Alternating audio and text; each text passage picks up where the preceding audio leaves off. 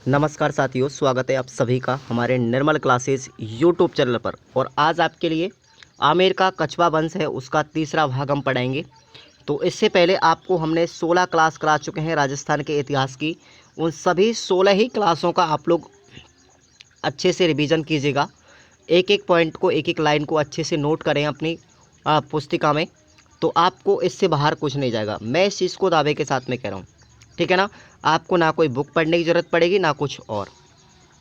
ठीक है। बुक में ज़्यादातर जो चीज़ें आती हैं वो फालतू बहुत आती है। कुछ एक्स्ट्रा मटेरियल भी आता है जो एग्ज़ाम की दृष्टि से अनइम्पोर्टेंट भी होता है। तो आप सभी को आमेर के इतिहास, उसके साथ साथ मेवाड़, मारवाड़, प्राचीन सभ्यताएं, आमेर का इतिहास, जालोर का इतिहास, रणथंबोर का इतिहास, सबको पढ़ना है। और मैंने सभी क्लासें करा चुका हूँ। ठीक है। और चैनल को सब्सक्राइब करके रखो। और ये जो आपको नोट्स दिए जा रहे हैं उन नोट्सों को आप लोग खुराना स्टडी ऑफिशियल से डाउनलोड कर लो। आपके जितने भी अड़ोसी पड़ोसी रीट की तैयारी कर रहे हैं लेवल 1 की, उन सब से बोल दो कि आपको इतना बेटर कंटेंट किसी कोचिंग में भी नहीं पढ़ाया जाएगा। अब देखिए, हम बात करते हैं आज के इस सेशन में माधो सिंह प्रथम, अर्थात इसको हम सवाई माधो सिंह भी कहते हैं। ये मैंने पिछली क्लास में बताया कि सवाई जो जयसिंह थे, सवाई जयसिंह जयपुर के राजा, उसके दो पुत्र हुए थे। एक तो हुआ था ईश्वरी सिंह और दूसरा हुआ था माधो सिंह। ठीक है ना। इन दोनों के मध्य में झगड़ा हो गया और ईश्वरी सिंह दूसरा जो युद्ध था उस युद्ध में हार गए और उन्होंने एक सरगासूली बनवाई थी पहले युद्ध की विजय के रूप उपलक्ष्य में। तो उस सरगासूली से कूद करके अपनी मौत कर ली, अपनी आत्महत्या कर ली। और उसके बाद में अगले शासक कौन बन जाते, फिर जयपुर के माधो सिंह प्रथम बन जाते हैं। तो चलेगा, माधो सिंह प्रथम जो है उनका शासनकाल होता है 1750 से लेकर के 1768 के मध्य में। और माधो सिंह जयपुर के शासक कब बने थे, ये 29 दिसंबर 1750 को बने थे। शासक बनते ही माधो सिंह ने मराठाओं को 10 लाख रुपए का हर्जाना दिया था। कितना दिया था? 10 लाख रुपए का। क्योंकि इसने अपने भाई ईश्वरी सिंह को मरवाने के लिए किसको बुलाया था आक्रमण करने के लिए? भाड़े के शासक थे, भाड़े के सेनापति थे, मराठा कहलाते थे। उन मराठाओं को यहाँ पर बुलाया था। तब वो पैसे से आए थे तो उनको 10 लाख रुपए दिए थे। 10 जनवरी 1751 को माधो सिंह प्रथम ने 4000 मराठाओं को मौत के घाट उतारा। अब देख लो, जिनके साथ में संधि भी की थी उन्हीं को इसने मौत के घाट उतार दिया था, लगभग 4000 मराठाओं को। ये बड़ा गद्दार आदमी भी था। ठीक है। इसने दोस्ती भी की और साथ साथ दुश्मनी भी निभाई। इनके समकालीन अगर बात करें तो दिल्ली का शासक जो था अहमद शाह था। कौन था? अहमद शाह। माधो सिंह प्रथम ने अहमद शाह एवं अवध के नवाब के सफदरगंज के मध्य में समझौता हुआ। अवध के नवाब थे जिसका नाम था सफदरगंज, और अहमद शाह ये थे दिल्ली के शासक। इन तीनों के मध्य में अब क्या हो गया? समझौता हो गया। इस समझौते से प्रसन्न होकर के अहमद शाह ने माधो सिंह प्रथम को क्या दे दिया? रणथंभौर दुर्ग भेंट कर दिया था। 1761 की बात है। भटवा का युद्ध होता है साथियों 12 के अंदर, और ये युद्ध होता है माधो सिंह प्रथम तथा शत्रुशाल के मध्य में। और शत्रुशाल के सेनापति का नाम था ज़ाला ज़ालिम सिंह, और ये कहाँ के शासक थे? कोटा के शासक थे ज़ाला ज़ालिम सिंह। इनके मध्य में युद्ध होता है। तो इसमें शत्रुशाल क्या हो जाता है? विजय हो जाता है। और विजय होने के बाद ये रणथंभौर दुर्ग जो पहले माधो सिंह प्रथम के अधीन था उसको ये वापस छीन लेता है और रणथंभौर पर शत्रुशाल का अधिकार हो जाता है। 1763 में अब जब रणथंभौर छिन गया, ठीक है ना, उसके बाद ये माधो सिंह प्रथम चले जाते हैं कहाँ पर? सवाई माधोपुर में, और जाकर के सवाई माधोपुर की स्थापना कर देते हैं। कब हुई थी? 1763 में। और सवाई माधोपुर की स्थापना की थी माधो सिंह ने। इस वजह से माधो के नाम पर ही सवाई माधोपुर पड़ा है इसका नाम। माधो सिंह प्रथम ने मोती डूंगरी महलों का निर्माण करवाया था, और जिसका जीर्णोद्धार किसने करवाया था? मानसिंह कछवाहा सेकंड की पत्नी थी जिसका नाम था गायत्री देवी। ये मानसिंह सेकंड वही था जो राजस्थान के एकीकरण के समय राज प्रमुख बने थे। उनकी पत्नी थी गायत्री देवी, और उन्होंने इन मोती महल, जो मोती डूंगरी के महल थे, उनका जीर्णोद्धार करवाया था। और इन मोती डूंगरी के महलों को साथियों तख्त ए शाही महल भी कहा जाता है। और 1768 में माधो सिंह की क्या हो जाती है? मृत्यु हो जाती है। अगले शासक बनते हैं साथियों पृथ्वी सिंह। इनका शासनकाल था 1768 से लेकर के 1778 तक। और जब ये शासक बने तो ये अल्प आयु के थे, मात्र 5 वर्ष की उम्र में शासक बने थे। इंपॉर्टेंट है, पृथ्वी सिंह ने शासनकाल में माचेड़ी के सामंत प्रताप सिंह ने, माचेड़ी के शासक कौन थे? प्रताप सिंह ने जयपुर से स्वतंत्र होकर के अलवर को अपनी रियासत बना लिया था। तो याद रखना, अलवर को रियासत किसने बनाया था? प्रताप सिंह ने बनाया था। किसके शासनकाल में? पृथ्वी सिंह के शासनकाल में। अगले शासक बनते हैं अब प्रताप सिंह। ये कौन है? सवाई प्रताप सिंह है और इनका शासनकाल अच्छा रहा था। ये आपको इम्पोर्टेंट है, याद भी रखना है। और इसका शासनकाल था 1778 से लेकर के 1803 के मध्य। इनका राज्याभिषेक होता है साथियों जयपुर के अंदर 16 अप्रैल 1778 को सवाई प्रताप का। और इनके समकालीन जो दिल्ली के शासक थे वो थे शाह आलम। कौन थे? शाह आलम थे। अक्टूबर 1780 में नजफ खां ने जयपुर पर आक्रमण कर दिया। ये नजफ खां कौन था साथियों? ये शाह आलम का सेनापति था। लेकिन खुशीराम बोहरा के सहयोग से इन दोनों पक्षों में संधि हो जाती है, जिसको हम जयपुर संधि के नाम से जानते हैं। तो ये जयपुर संधि किस किस के मध्य में हुई? एक तो नजफ खां और दूसरे थे हमारे प्रताप सिंह, सवाई प्रताप सिंह। इन दोनों के मध्य में जयपुर संधि होती है। सहयोग किसने दिया था इसमें? ये थे, इसमें मीडियम थे, माध्यम थे, खुशहाली राम बोहरा। मराठाओं का जयपुर में सर्वाधिक बार आक्रमण कब होता है? तो ये सवाई प्रताप के काल में होता है। और इसको याद भी रखना आप लोग कि मराठाओं का जयपुर में सर्वाधिक बार आक्रमण किस शासक काल में हुआ था? तो वो थे हमारे सवाई प्रताप सिंह। अब सवाई प्रताप सिंह ने जो युद्ध लड़े थे उनका भी आपको याद रखना है थोड़ा सा। 28 जुलाई 1787 में इन्होंने युद्ध लड़ा था, तुंगा दोसा का युद्ध। तुंगा का युद्ध 28 जुलाई 1787 को।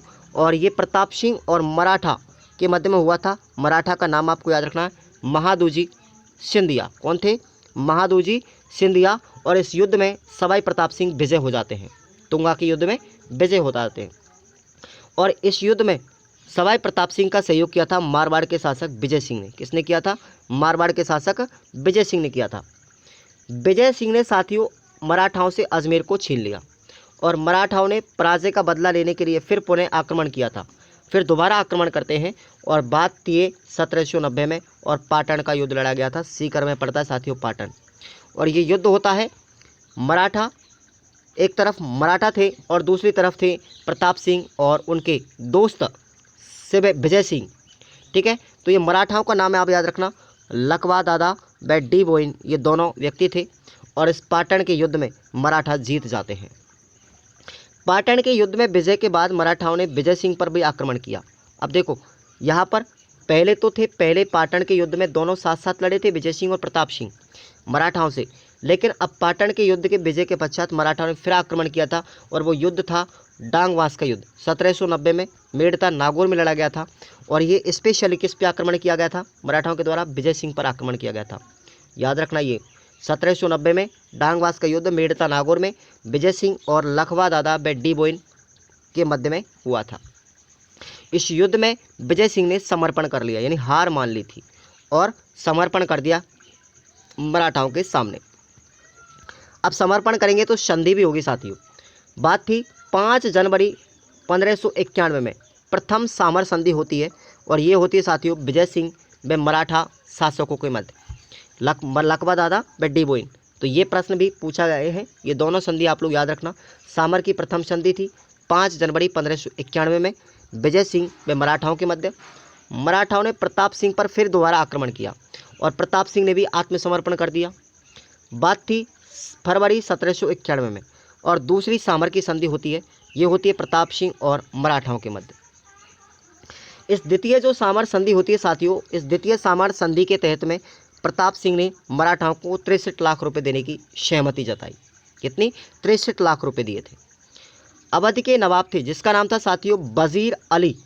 ये लाइन इंपॉर्टेंट है और यहाँ से प्रश्न ये पूछा भी गया है कई बार।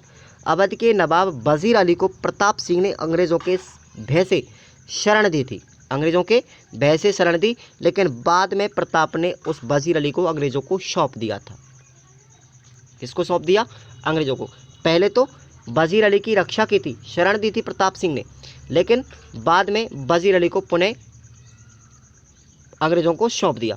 इसलिए कहते हैं कि भाई हमारे राजस्थान में जितने भी शासक हुए थे वो सब के सब क्या करते थे, जो शरणार्थी थे उसको शरण देते थे, चाहे अपने प्राण ही क्यों ना चला जाए। लेकिन सवाई प्रताप सिंह ने ऐसा नहीं किया। सवाई प्रताप सिंह एक ऐसे शासक थे जिसने मृत्यु शरण सिद्धांत की अवहेलना की, यानी कि शरण से उस व्यक्ति को भजाया था, किसको भगा दिया था, वजीर अली को। इसलिए आपको याद रखना है, मृत्यु शरण सिद्धांत की अवहेलना करने वाले राजपूतों में अगर शासक पूछे जाएं तो कौन थे, सवाई प्रताप सिंह थे, क्योंकि इसने वजीर अली शरणार्थी को अंग्रेजों के सामने सुपुर्द कर दिया था। 1790 में फतेहपुर सीकर का युद्ध, देखो फतेहपुर सीकर में पड़ता है, इसका युद्ध होता है फतेहपुर सीकर का 1799 में, और ये होता है प्रताप सिंह व अंग्रेज जॉर्ज थॉमस के मध्य में, जिसमें जॉर्ज थॉमस विजय हो जाता है। सवाई प्रताप सिंह और जॉर्ज थॉमस अंग्रेज अधिकारी था, इसके मध्य में युद्ध होता है और इसमें जॉर्ज थॉमस विजय हो जाता है। अब हम बात करते हैं सवाई प्रताप सिंह के साहित्य की। तो ये प्रश्न लगभग 8-10 बार हर एग्जाम में पूछा गया है कि 22 गुणी जनों की मंडली होने के कारण गंधर्व वायसी किसको कहते हैं, प्रताप सिंह को कहते हैं, क्योंकि इनके जो दरबार था उसमें 22 गुणीजन विद्वान थे, 22 गुणीजन विद्वानों की एक मंडली थी, इसलिए इस शासक को गंधर्व वायसी के नाम से भी जानते हैं। साथियों, अगर प्रताप सिंह के गुरु का नाम या संगीत गुरु पूछा जाए तो वो थे उस्ताद चांद खां, और इनके काव्य गुरु थे गणपति भारती। इनके एक दरबारी विद्वान थे जिसका नाम था पंडुरिक विट्ठल। क्या नाम था, पंडुरिक विट्ठल। और नोट कीजिएगा प्रश्न कहाँ से पूछा गया था, प्रताप सिंह ने वज्रनिधि काव्य की रचना भी की थी। किसकी की थी, वज्रनिधि काव्य की रचना भी की थी, याद रखना ये प्रश्न। ब्रजपाल भट्ट ने राधा गोविंद संगीत सार की रचना की थी। कई बार प्रश्न ऐसे भी पूछा गया था कि भाई राधा गोविंद संगीत सार की जो रचना है किसके शासनकाल में हुई थी, प्रताप सिंह के में, लेकिन लिखा किसने था, ये ब्रजपाल भट्ट ने लिखा था। ये कन्फ्यूजन दूर कर लेना। अगले शासक बनते हैं सवाई जगत सिंह। कौन है, सवाई जगत सिंह बनते हैं अगले शासक, देखेंगे। और इनका शासनकाल है, और ये सवाई जगत सिंह वही हैं आमेर के, ये आपको बता देंगे, थोड़ा सा और आगे चलते हैं। कृष्णा कुमारी से संबंधित थे ये। सवाई जगत सिंह जो थे जयपुर के शासक, ये कृष्णा कुमारी विवाद से संबंधित थे। 1807 में गिंगोली का युद्ध होता है पर्वतसर नागौर में, किस किस के मध्य, सवाई जगत सिंह और मारवाड़ के शासक थे मानसिंह राठौड़। तो इसमें जगत सिंह विजय हो जाते हैं। मैंने आपको मेवाड़ में कृष्णा कुमारी से संबंधित एक कहानी बताई थी, ठीक है ना, कि भाई कृष्णा कुमारी जो थी वो मेवाड़ के शासक थे भीम सिंह। कौन थे, भीम सिंह, और उस भीम सिंह की पुत्री थी। और इसने भीम सिंह जो शासक थे मेवाड़ के, महाराणा भीम सिंह, इन्होंने शादी कर दी थी, सगाई की थी भीम सिंह सिसोदिया के साथ। भीम सिंह सिसोदिया के साथ में जो मारवाड़ के शासक थे। अब कुछ समय पश्चात में भीम सिंह सिसोदिया मारवाड़ के शासक की मृत्यु हो जाती है, तो ये अपनी सगाई जाकर के किसके कर देगा, ये जगत सिंह जो शासक था हमारा जयपुर का, आमेर का, उसके साथ में जाकर के कर देगा। आमेर का शासक नहीं, जयपुर का शासक था ये जगत सिंह। लेकिन इस भीम सिंह सिसोदिया का छोटा भाई था जिसका नाम था सवाई मानसिंह राठौड़। क्या नाम था, मानसिंह राठौड़ था, मानसिंह राठौड़। ये कृष्णा से विवाह करना चाहता था। अब इस कृष्णा को लेकर के दोनों में युद्ध हो जाता है। कौन सा, गिंगोली का युद्ध होता है साथियों 1807 में पर्वतसर नागौर के अंदर, जिसमें जगत सिंह विजय हो जाता है। अब अपनी हार का बदला लेने के लिए ये मानसिंह राठौड़ मेवाड़ के शासक कृष्णा कुमारी के पिताजी पर आक्रमण करता है, लेकिन अमीर का पिंडारी इस भीम सिंह जो शासक थे मेवाड़ के, कृष्णा कुमारी के पिताजी अमीर का पिंडारी, ये दोनों मिलकर के बाप और सेनापति दोनों क्या देते हैं, कृष्णा को जहर दे देते हैं, और 1810 में कृष्णा की क्या हो जाती है, मृत्यु हो जाती है। क्लियर, देखो यही मैंने इसमें का बताया है। जगत सिंह इस युद्ध में, गिंगोली के युद्ध में विजय हो जाता है। ये युद्ध हुआ था मारवाड़, सवाई जय सिंह जगत सिंह और मारवाड़ के मानसिंह राठौड़ के मध्य। जगत सिंह विजय हो जाता है। 1810 में अमीर खां पिंडारी के सहयोग से कृष्णा कुमारी को जहर दे दिया था। क्लियर, और इसकी मृत्यु हो जाती है। सवाई जयसिंह की प्रेमिका थी जिसका नाम था रश्युकपुर। क्या नाम था, रश्युकपुर को नाहरगढ़ किले में कैद कर दिया था, और अपने प्रेमिका के कारण जगत सिंह को जयपुर का या आमेर का बदनाम शासक भी कहते हैं। और ये कई बार प्रश्न रिपीट हुआ है कि आमेर का बदनाम शासक या जयपुर का बदनाम शासक किसको कहते हैं, तो आपको याद रखना सवाई जगत सिंह थे। क्यों थे? क्योंकि इन्होंने अपनी प्रेमिका रसूखपुर से बहुत ज़्यादा प्रेम भी किया था और प्रेम में बदनाम भी हो गए। फिर उसके बाद ये इससे तलाक भी लेना चाहती थी, लेकिन इसने उसको नाहरगढ़ के किले में बंद कर दिया। इस वजह से ये बदनाम हो गए थे। बात थी 12 दिसंबर 1818 ईस्वी में अंग्रेज़ों के साथ में आश्रित पार्थक की संधि का करने वाले ऐसे प्रथम शासक थे। तो इसको नोट कर लो, राजस्थान में आश्रित पार्थक की संधि करने वाले राजस्थान के पहले शासक कौन थे, तो वो थे साथियों हमारे आमेर के जगत सिंह। और बात थी 12 दिसंबर 1818 में। 1818 में सवाई जयसिंह की मृत्यु हो जाती है। किसकी? सॉरी, ये सवाई जयसिंह नहीं है, सवाई जगत सिंह कर लो इसको आप। क्या नाम है? सवाई जगत सिंह। ओके, यहाँ पर मिस्टेक हो गई, सवाई जगत सिंह है ये, इसलिए मैं कहता हूँ आप लोग क्लास लो, थोड़ी सी बाई मिस्टेक हो जाती है। सवाई जगत सिंह के जीवित संतान नहीं होने के कारण अलवर के सामंत मोहन सिंह को जयपुर की गद्दी पर इन्होंने बिठा दिया। अब देखिए, जगत सिंह की जो गर्भवती रानी थी भटियाणी, उससे होते हैं जयसिंह तृतीय। कौन होते हैं? जयसिंह तृतीय होते हैं और इसको जन्म देते हैं ये। अब जयसिंह तृतीय का शासनकाल है 1818 से 1835 तक। अल्प आयु में शासक बनने के कारण इनका राजकार्य रानी भटियाणी ने संभाला था। और इनकी संरक्षिका भी कौन थी? इनकी धायमा कौन थी? याद रखना, रूपा भंडारण। कौन थी? रूपा भंडारण। और अगले शासक बनते हैं, इंपॉर्टेंट हैं, राम सिंह सेकंड। कौन है? राम सिंह द्वितीय। इनका शासन 1835 से 1880 के मध्य में रहा था और ये मात्र 16 माह की अल्पायु में आमेर के शासक बने थे। और 1835 से लेकर के 1843 तक इनका शासनकाल किसने संभाला था? राजकार्य एक अंग्रेज अधिकारी थे जिसका नाम था लुडलो, उसने शासन चलाया था आमेर का। 1844 में राम सिंह सेकंड ने जयपुर में संस्कृत कॉलेज, महाराजा कॉलेज और महाराजा पुस्तकालय का निर्माण भी करवाया।